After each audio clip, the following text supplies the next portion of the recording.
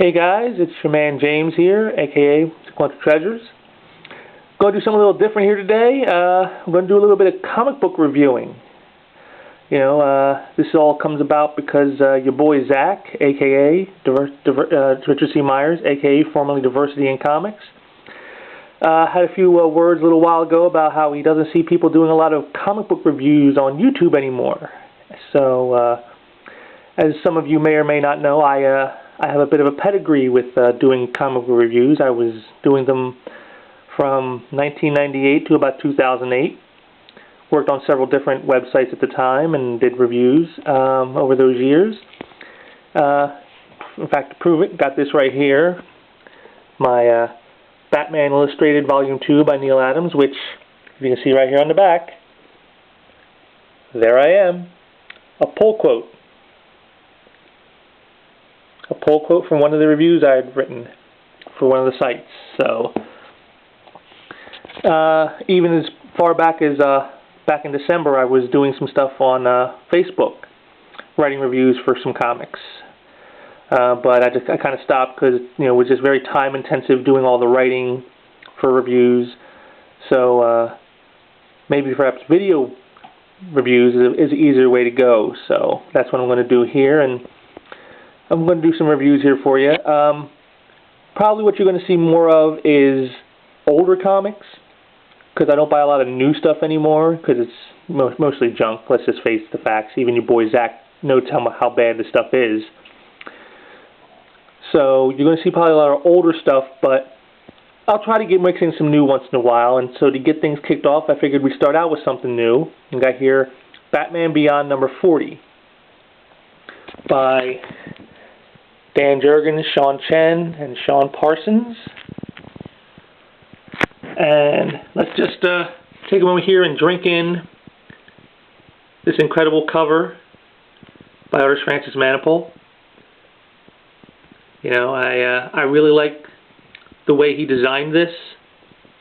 I kind of miss the older days with comics where the comics sort of reflected a little more of what's going on inside the book rather than just the simple posterification. Is that a word? I guess it is now. The posterification of comic book covers, where it's just sort of like a poster. Because this would be an awesome looking poster. Just gotta really admire the way he uses the grays and the blacks and the coloring here. The coloring is really what sets all this off. This cover spotlights just how important coloring actually is to a comic, because you got the grays and the blacks being cast against the purples and the reds, and it really brings the image out to you here. You got it's very, very dynamic, very it would stand out to you on any comic book shelf in a shop. So I mean, that right there is half your battle. This is what a cover's supposed to do. Supposed to make you go, wow, look at this. I got to check out what's underneath this. So that's what we're going to do now. And just to give you the basics of the plot here, Batman, who is in this future area, Terry McGinnis, has had amnesia. He doesn't remember who he is, and he's getting set up to be used by his arch nemesis here, Blight. Meanwhile, there's a new Batwoman running around town trying to protect Gotham in Terry's absence. And this is where we pick up here is with Blight. We got him right here. So that's really, really great image here of the main bad guy. Just a great shot. You gotta love that. I love the scratchiness that he does here, that Sean Chen and Parsons do with his face, to indicate that he's underneath a dome, where you wouldn't see it clearly, like a perfect skull. I like that. You can see here he's got his plot going. Terry's brought to him, not remembering who he is, not knowing who Blight was. Blight, who was also the killer of Terry's father. They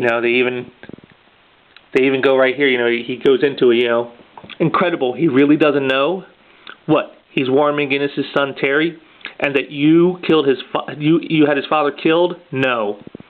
The irony alone makes McGinnis perfect for what we have in mind. So, I mean, right here, the whole plot He's planning to use Terry. He's going to try to steal his body because Blight's body is sort of disintegrating, and he needs a new host for his power. And so that's what he's going to do with Terry. And meanwhile, we got Batwoman here, showing up on scene, doing the hero thing. I really love the slick design work of Sean Chen. I've been a fan of Sean Chen's work for a long time. I remember his days in the mid-90s on books like Secret Weapons and Bloodshot over at Valiant, and then his work in the late 90s on Iron Man at Marvel. And this is right in line with what he does. I mean, you can see a beautiful, perfect splash image. I mean, just right there, setting the tone. I love the layouts on this page here, the close-ups, and then the in-your-face shot at the end. Perfect way of, getting it right into the action. You can see just very much, and you can see here, not a perfect hero, kind of gets caught up in the trap a bit, trying to save lives. Not exactly on the level of the Bruce Wayne Batman as far as being, a contingency of all planning and whatnot. Dan Jurgens does a great stories. I've always liked Dan's work, his Superman stuff, his Spider-Man stuff. But I guess it is 2020, so he's got to get a little bit of wokeness, because we got right here with the woman she's saving, about that Batman thing, and forget it. Nice. I like the idea of a Batwoman better anyway. That makes two of us. And a little 2020, wokeness, I guess. Can't get away from it all. Got to show the respect to the woman, I suppose. It's just how it has to be. I'll skip a few pages here. Now here we are in the Batcave with Bruce Wayne and Terry's brother, who are interrogating Barbara Gordon and Terry's on-again, off-again girlfriend, Melanie, because they believe one of them is Batwoman, which is a fine assumption to make, until Wayne Manor is attacked, and then Batwoman shows up while they're with Terry and Terry's brother and Bruce. So, but it's again just great action sequences. Jurgens really understands the mechanics of a superhero story, and Chen's precise line work is a perfect complement to that. You can just see like right here, it's coming in and then bam, right in there. That's what you want. That's how you do that. That's how you make the donuts. And then a little more battling. And then Nightwing shows up. After Batwoman kind of drops the ball a little bit, you can see her here getting all kind of banged up. And for some reason, she takes off trying to keep that mystery alive of who is this character. And I like that a lot, the mystery of who this character is, because I had some theories on who I thought this character would be. And I can't show you any more for copyrights and whatnot, but I don't want to give spoilers because at the end they do show you who Batwoman is. And it wasn't who I thought it was, which I liked that. I liked that my theories didn't quite go the way I thought they were going to be. So, I mean, the fact that he was able to keep this mystery alive and have it all make sense, great testament to Jurgens' skills as a writer. Overall, this is your typical comic. This is what superhero comics are supposed to be. If you can't do at least what Jurgens and Chen have done here, then you probably shouldn't be working on superhero comics because it's just not your forte. Which, sadly, there are too many in the industry right now who are doing them, and they're showing just exactly why it's not their forte. But this is your basic minimum of what you want to do. This is how you want to do it. If you're going to do superheroes, this is what you want to do at least.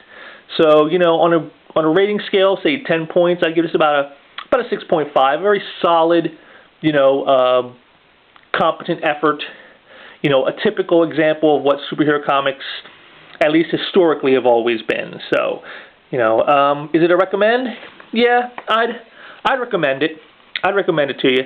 I would qualify though that if you were going to get it, maybe pick up the first couple issues before this one, because that way you kind of can get on the ground floor with the whole new Batwoman and the mystery aspect. Because if you just came walking into this one, you might be a little more confused when the reveal comes in, because you're like, well, why is this important? Why is that significant? You get the first couple issues before this one, and then you have all the context you would need. But overall, yeah, good stuff. This is a very, very solid effort, and you know, it's something we don't see enough of in the industry today. So hopefully we can see more, you know, guys like Jurgens and Chen doing stuff like this. And so if you're looking for some Batman stuff and you know, don't like the low-T Tom King stuff, and you like some of the other things going on with the characters in their books, Batman Beyond will give you what you need. If you were a fan of the comic book, of the television series, you'll like this book. So I just say definitely give it a check it out there, and you know, it's not much more to say, I guess. Just good, solid comics. Something we need a lot more of, just like this. So until next time, take care. Bye.